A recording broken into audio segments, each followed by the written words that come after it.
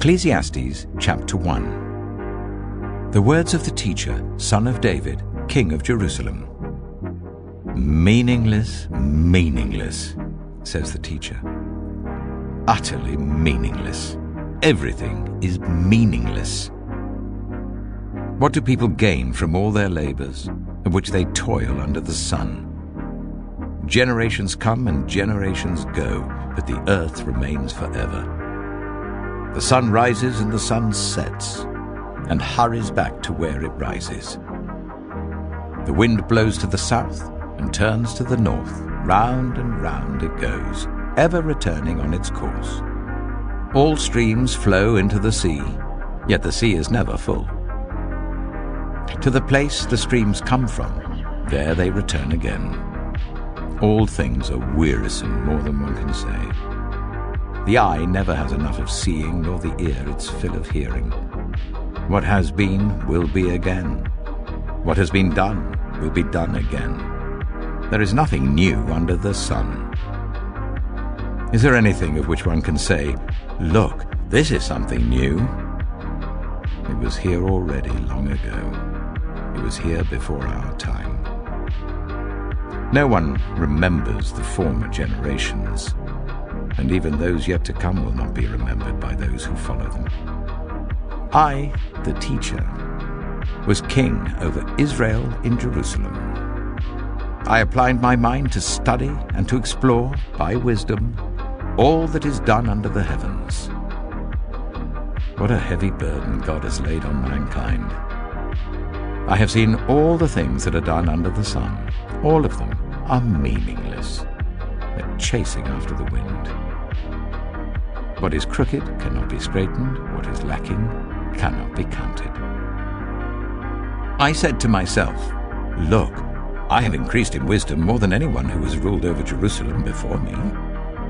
I have experienced much of wisdom and knowledge." Then I applied myself to the understanding of wisdom, and also of madness and folly. But I learned that this too is a chasing after the wind. For with much wisdom comes much sorrow. The more knowledge, the more grief. Ecclesiastes chapter 2. I said to myself, "Come now, I will test you with pleasure to find out what is good." But that also proved to be meaningless.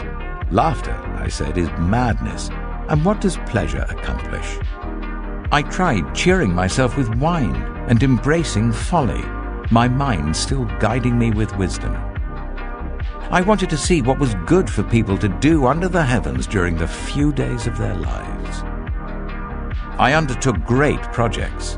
I built houses for myself and planted vineyards. I made gardens and parks and planted all kinds of fruit trees in them.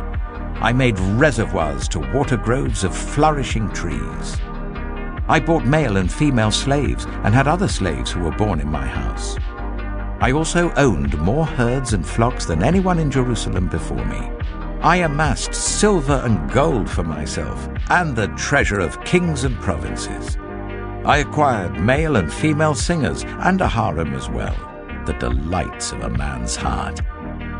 I became greater by far than anyone in Jerusalem before me. In all this, my wisdom stayed with me.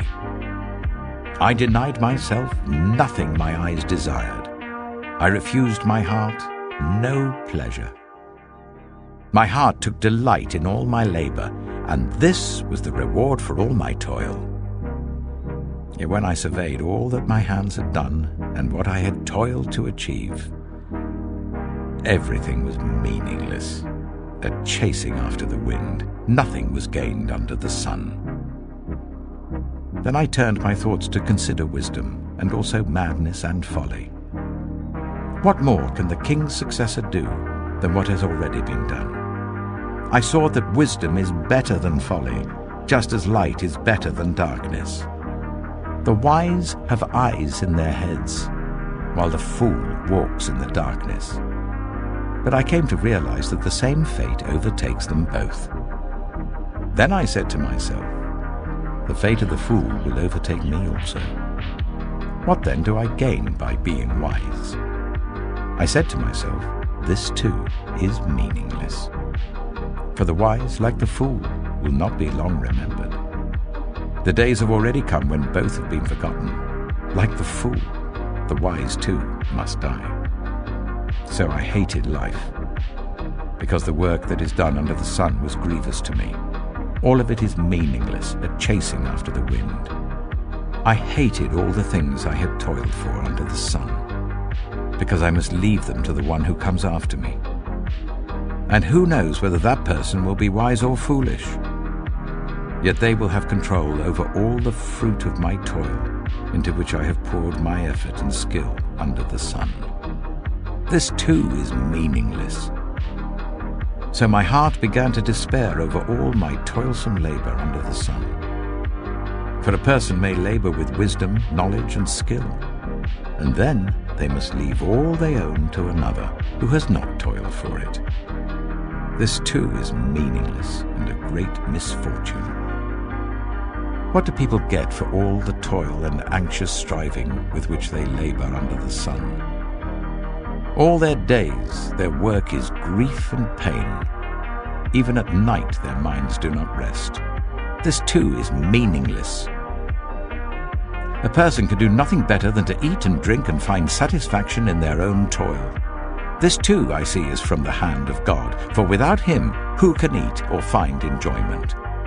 To the person who pleases him, God gives wisdom, knowledge, and happiness, but to the sinner, he gives the task of gathering and storing up wealth to hand it over to the one who pleases God. This too is meaningless, a chasing after the wind. Ecclesiastes chapter 3. There is a time for everything, and a season for every activity under the heavens. A time to be born and a time to die. A time to plant and a time to uproot. A time to kill and a time to heal. A time to tear down and a time to build. A time to weep and a time to laugh. A time to mourn and a time to dance. A time to scatter stones and a time to gather them. A time to embrace and a time to refrain from embracing. A time to search and a time to give up. A time to keep and a time to throw away. A time to tear and a time to mend. A time to be silent and a time to speak. A time to love and a time to hate. A time for war and a time for peace. What do workers gain from their toil? I have seen the burden God has laid on the human race. He has made everything beautiful in its time. He has also set eternity in the human heart, yet no one can fathom what God has done from beginning to end.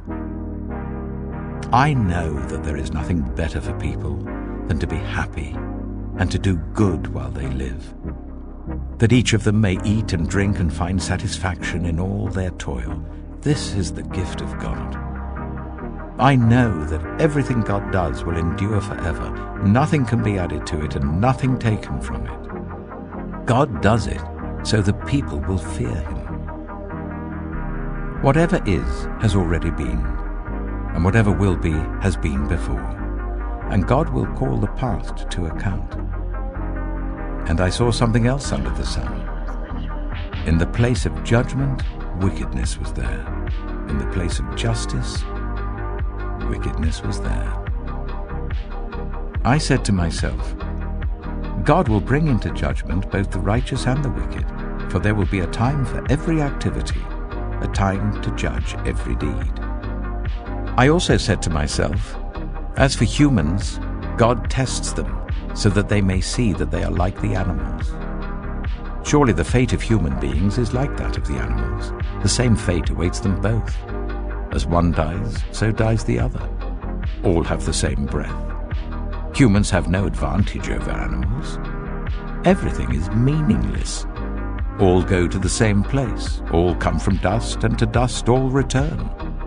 Who knows if the human spirit rises upward, and if the spirit of the animal goes down into the earth? So I saw that there is nothing better for a person than to enjoy their work, because that is their lot. For who can bring them to see what will happen after them?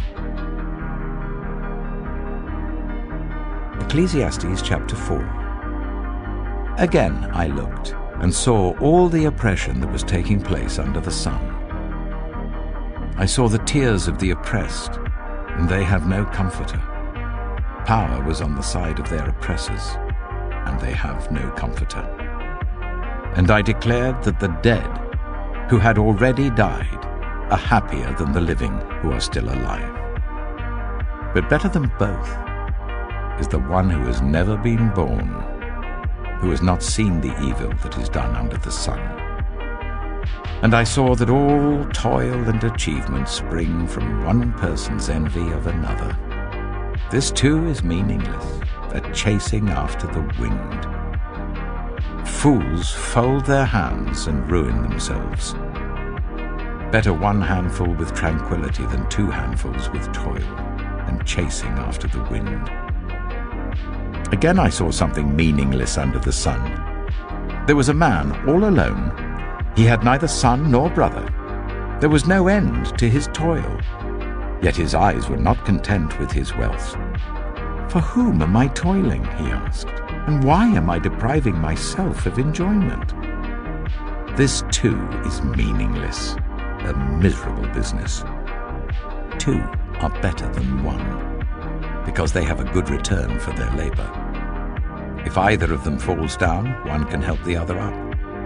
But pity anyone who falls and has no one to help them up. Also, if two lie down together, they will keep warm. But how can one keep warm alone? Though one may be overpowered, two can defend themselves. A cord of 3 strands is not quickly broken. Better a poor but wise youth than an old but foolish king who no longer knows how to heed a warning. The youth may have come from prison to the kingship, or he may have been born in poverty within his kingdom. I saw that all who lived and walked under the sun followed the youth, the king's successor. There was no end to all the people who were before them, but those who came later were not pleased with the successor. This too is meaningless, a chasing after the wind. Ecclesiastes chapter 5. Guard your steps when you go to the house of God. Go near to listen, rather than to offer the sacrifice of fools, who do not know that they do wrong. Do not be quick with your mouth. Do not be hasty in your heart to utter anything before God. God is in heaven, and you are on earth, so let your words be few. A dream comes when there are many cares, and many words mark the speech of a fool. When you make a vow to God, do not delay to fulfill it. He has no pleasure in fools. Fulfill your vow. It is better not to make a vow than to make one and not fulfill it. Do not let your mouth lead you into sin, and do not protest to the temple messenger, "My vow was a mistake." Why should God be angry at what you say and destroy the work of your hands? Much dreaming and many words are meaningless. Therefore, fear God. If you see the poor oppressed in a district and justice and rights denied, do not be surprised at such things.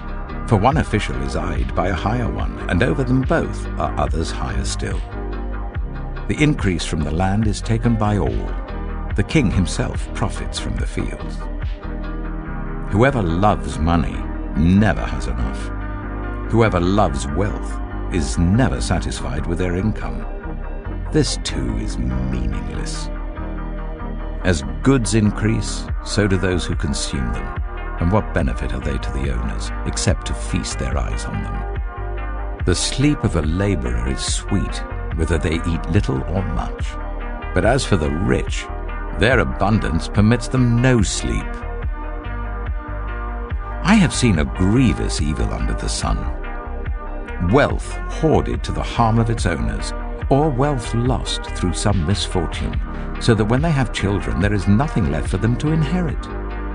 Everyone comes naked from their mother's womb, and as everyone comes, so they depart. They take nothing from their toil that they can carry in their hands. This too is a grievous evil. As everyone comes, so they depart. And what do they gain, since they toil for the wind? All their days they eat in darkness with great frustration, affliction, and anger. This is what I have observed to be good, that it is appropriate for a person to eat, to drink, and to find satisfaction in their toilsome labor under the sun during the few days of life God has given them, for this is their lot. Moreover, when God gives someone wealth and possessions and the ability to enjoy them, to accept their lot and be happy in their toil, this is a gift of God. They seldom reflect on the days of their life because God keeps them occupied with gladness of heart. Ecclesiastes chapter 6. I have seen another evil under the sun, and it weighs heavily on mankind. God gives some people wealth, possessions, and honor, so that they lack nothing their hearts desire. But God does not grant them the ability to enjoy them, and strangers enjoy them instead. This is meaningless, a grievous evil. A man may have 100 children and live many years, yet no matter how long he lives, if he cannot enjoy his prosperity and does not receive proper burial, I say that a stillborn child is better off than he. It comes without meaning, it departs in darkness, and in darkness its name is shrouded. Though it never saw the sun or knew anything, it has more rest than does that man, even if he lives 1,000 years twice over, but fails to enjoy his prosperity. Do not all go to the same place. Everyone's toil is for their mouth, and yet their appetite is never satisfied. What advantage have the wise over fools? What do the poor gain by knowing how to conduct themselves before others? Better what the eye sees than the roving of the appetite. This too is meaningless, a chasing after the wind. Whatever exists has already been named, and what humanity is has been known. No one can contend with someone who is stronger. The more the words, the less the meaning. And how does that profit anyone? For who knows what is good for a person in life during the few and meaningless days they pass through like a shadow? Who can tell them what will happen under the sun after they are gone? Ecclesiastes chapter 7. A good name is better than fine perfume, and the day of death better than the day of birth. It is better to go to a house of mourning than to go to a house of feasting, for death is the destiny of everyone. The living should take this to heart. Frustration is better than laughter, because a sad face is good for the heart. The heart of the wise is in the house of mourning, but the heart of fools is in the house of pleasure. It is better to heed the rebuke of a wise person than to listen to the song of fools. Like the crackling of thorns under the pot, so is the laughter of fools. This too is meaningless. Extortion turns a wise person into a fool, and a bribe corrupts the heart. The end of a matter is better than its beginning, and patience is better than pride. Do not be quickly provoked in your spirit, for anger resides in the lap of fools. Do not say, "Why were the old days better than these?" For it's not wise to ask such questions. Wisdom, like an inheritance, is a good thing and benefits those who see the sun. Wisdom is a shelter, as money is a shelter, but the advantage of knowledge is this: wisdom preserves those who have it. Consider what God has done. Who can straighten what he has made crooked? When times are good, be happy. But when times are bad, consider this: God has made the one as well as the other. Therefore no one can discover anything about their future. In this meaningless life of mine, I have seen both of these: the righteous perishing in their righteousness, and the wicked living long in their wickedness. Do not be over-righteous, neither be over-wise. Why destroy yourself? Do not be over-wicked, and do not be a fool. Why die before your time? It is good to grasp the one and not let go of the other. Whoever fears God will avoid all extremes.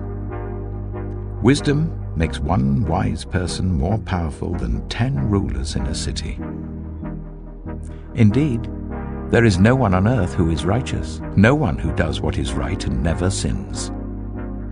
Do not pay attention to every word people say, or you may hear your servant cursing you. For you know in your heart that many times you yourself have cursed others. All this I tested by wisdom, and I said, I am determined to be wise, but this was beyond me. Whatever exists is far off and most profound. Who can discover it? So I turned my mind to understand, to investigate, and to search out wisdom and the scheme of things, and to understand the stupidity of wickedness and the madness of folly. I find more bitter than death the woman who is a snare, whose heart is a trap and whose hands are chains. The man who pleases God will escape her, but the sinner she will ensnare.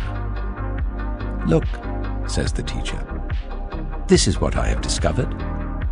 Adding one thing to another to discover the scheme of things, while I was still searching but not finding, I found one upright man among 1,000, but not one upright woman among them all. This only have I found. God created mankind upright, but they have gone in search of many schemes. Ecclesiastes chapter 8. Who is like the wise?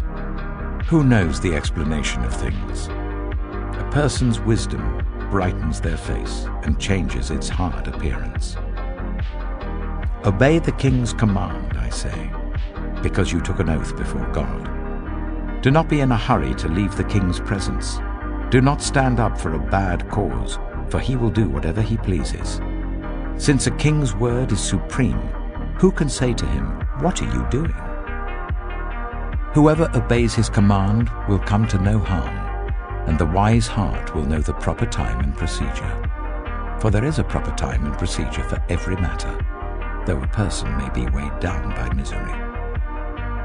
Since no one knows the future, who can tell someone else what is to come? As no one has power over the wind to contain it, so no one has power over the time of their death. As no one is discharged in time of war, so wickedness will not release those who practice it. All this I saw as I applied my mind to everything done under the sun. There is a time when a man lords it over others to his own hurt. Then too I saw the wicked buried, those who used to come and go from the holy place and receive praise in the city where they did this. This too is meaningless. When the sentence for a crime is not quickly carried out, people's hearts are filled with schemes to do wrong. Although a wicked person who commits 100 crimes may live a long time, I know that it will go better with those who fear God, who are reverent before him. Yet because the wicked do not fear God, it will not go well with them, and their days will not lengthen like a shadow. There is something else meaningless that occurs on earth. The righteous who get what the wicked deserve, and the wicked who get what the righteous deserve. This too, I say, is meaningless. So I commend the enjoyment of life, because there's nothing better for a person under the sun than to eat and drink and be glad. Then joy will accompany them in their toil all the days of the life God has given them under the sun. When I applied my mind to know wisdom, and to observe the labor that is done on earth, people getting no sleep day or night, then I saw all that God has done. No one can comprehend what goes on under the sun. Despite all their efforts to search it out, no one can discover its meaning. Even if the wise claim they know, they cannot really comprehend it. Ecclesiastes chapter 9. So I reflected on all this and concluded that the righteous and the wise and what they do are in God's hands. But no one knows whether love or hate awaits them. All share a common destiny, the righteous and the wicked, the good and the bad, the clean and the unclean, those who offer sacrifices and those who do not. As it is with the good, so with the sinful. As it is with those who take oaths, so with those who are afraid to take them. This is the evil in everything that happens under the sun. The same destiny overtakes all. The hearts of people, moreover, are full of evil, and there is madness in their hearts while they live, and afterwards they join the dead. Anyone who is among the living has hope. Even a live dog is better off than a dead lion. For the living know that they will die, but the dead know nothing. They have no further reward, and even their name is forgotten.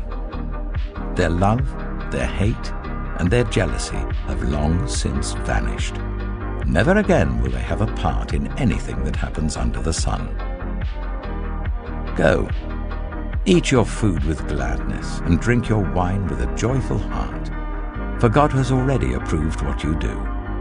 Always be clothed in white, and always anoint your head with oil.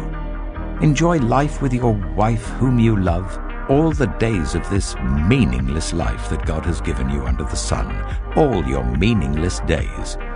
For this is your lot in life, and in your toilsome labor under the sun. Whatever your hand finds to do, do it with all your might. For in the realm of the dead, where you're going, there is neither working, nor planning, nor knowledge, nor wisdom. I have seen something else under the sun. The race is not to the swift, or the battle to the strong. Nor does food come to the wise, or wealth to the brilliant, or favor to the learned, but time and chance happen to them all. Moreover, no one knows when their hour will come. As fish are caught in a cruel net, or birds are taken in a snare, so people are trapped by evil times that fall unexpectedly upon them. I also saw under the sun this example of wisdom that greatly impressed me. There was once a small city with only a few people in it, and a powerful king came against it, surrounded it, and built huge siege works against it. Now there lived in that city a man, poor but wise, and he saved the city by his wisdom. But nobody remembered that poor man. So I said, wisdom is better than strength. But the poor man's wisdom is despised, and his words are no longer heeded. The quiet words of the wise are more to be heeded than the shouts of a ruler of fools. Wisdom is better than weapons of war, but one sinner destroys much good.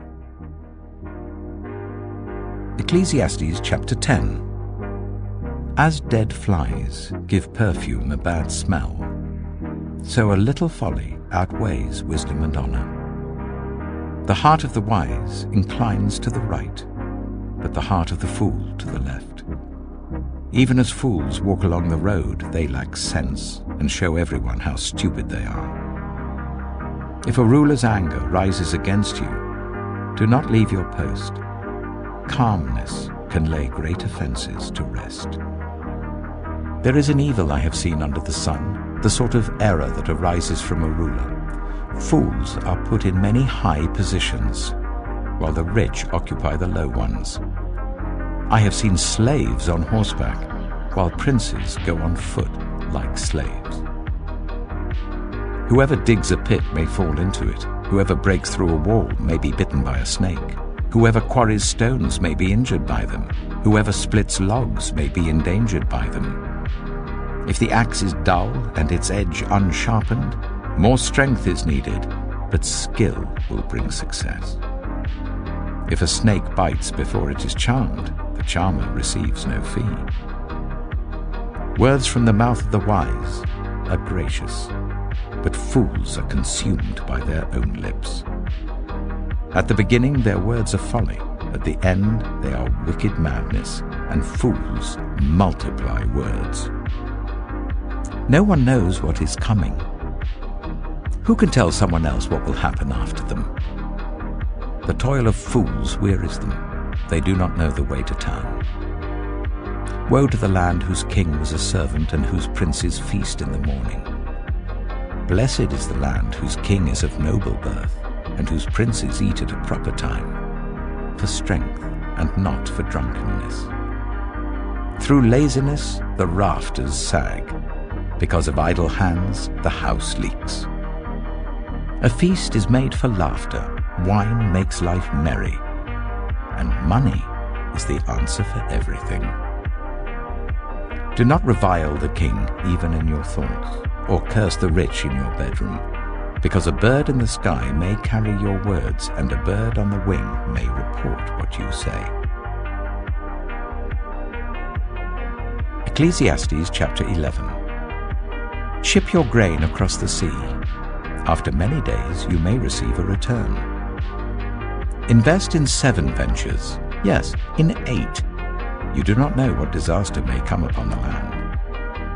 If clouds are full of water, they pour rain on the earth. Whether a tree falls to the south or to the north, in the place where it falls, there it will lie. Whoever watches the wind will not plant. Whoever looks at the clouds will not reap. As you do not know the path of the wind or how the body is formed in a mother's womb, so you cannot understand the work of God, the maker of all things. Sow your seed in the morning, and at evening let your hands not be idle. For you do not know which will succeed, whether this or that, or whether both will do equally well. Light is sweet, and it pleases the eyes to see the sun. However many years anyone may live, let them enjoy the more. But let them remember the days of darkness, for there will be many. Everything to come is meaningless. You who are young, be happy while you are young, and let your heart give you joy in the days of your youth. Follow the ways of your heart, and whatever your eyes see. But know that for all these things God will bring you into judgment. So then, banish anxiety from your heart, and cast off the troubles of your body, for youth and vigor are meaningless.